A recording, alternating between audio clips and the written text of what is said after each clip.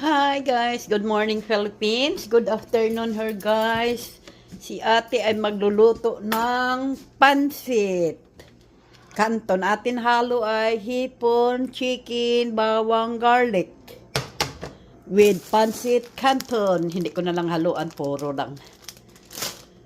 Ating gulay ay carrots, broccoli, konting cabbage at cauliflower. Masarap, masarap.